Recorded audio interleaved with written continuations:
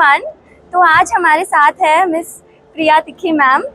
तो मैम, आपने सासों का सफ़र लिखा है, तो हम लोग बुक रिवील से स्टार्ट करते हैं। Okay. Hold it. Okay. Thank you. तो मैम, आपने 2016 में लिखना शुरू करा, जैसे आपने बताया है अपनी बुक में। तो कोई ऐसी विशेष घटना थी या कोई ऐसा मोमेंट जिससे आपको इंस्पिरेशन मिली? हाँ, लाइफ में बहुत सारी घटनाएं होती हैं। कुछ लम्हों के लिए my husband and I had actually separated for some time. तो वो वक्त जो था जब हम अलग रहे वाज वेरी पेनफुल। एंड जब आप अकेले अपने लाइफ से, अपने खुद से विचार आपके आते हैं और सोचते रहते हैं, तो आपको लगता है कि क्या करें इस दर्द का। जब दर्द अंदर आता है तो the only way I found to express my emotions was through writing.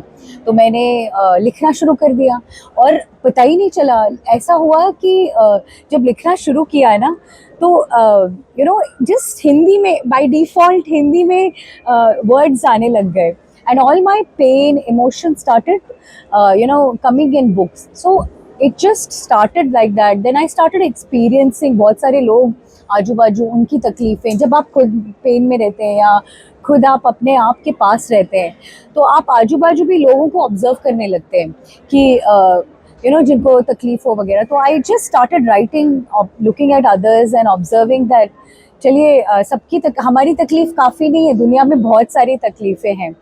And जैसे जैसे जर्नी हुई वैसे वैसे लिखते गए, पता ही नहीं चला कब किताब बन गई। सो ये सारी कविताएं सिर्फ आपका अनुभव नहीं थी? नहीं। कोई कुछ काल्पनिक भी है या फिर जी। सब किसी पे जी, बेस्ड है? बिल्कुल बिल्कुल। कोई ऐसी कविता जो आपके लिए सबसे ज्यादा करीब हो आपके दिल के? एनी? हाँ, एक Favorite? कविता है, ये मेरी बेटी के लिए है जो मैंने लिखी थी। और मेरी बेटी तकलीफ में थी। कॉलेज स्कूल के चैलेंजेस रहते हैं, बुलिंग रहते हैं। तो उसके लिए मैंने एक कविता लिखी। जब वो तकलीफ में मेरे पास आई तो बस वो थॉट्स आए, जब उससे गले लगाया तो सोचा लिख। तो मेरी फेवरेट है जो उसके लिए लिखी है। तो कोई ऐसी प्रॉब्लम्स जो आई हो, कोई डिफिकल्टीज कविता लिखते हुए, मोटिवेशन, लैक ऑफ मोटिवेशन? मैं प्रॉब्लम तो नहीं कभी आई, जस्ट फ्लो में लिखती गई। तो सच बताऊं, जैसे जैसे कविताएं आई, 2016 से लिख रही हूँ, जैसे जैसे कविताएं दिमाग में आई लिखती गई, कब 40 पन्ने बन गए पता नहीं चला। तो कभी ऐसे तकलीफ से लिखने में तकलीफ नहीं हुई। लिखना तो नेचुरल फ्लो में हो गया, बस थोड़ा just like that.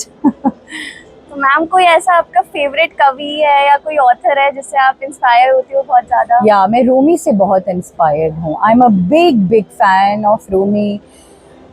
Because I realise that I started, जब मैंने लिखना शुरू किया तो मैं अपनी तकलीफ से लिखना शुरू किया।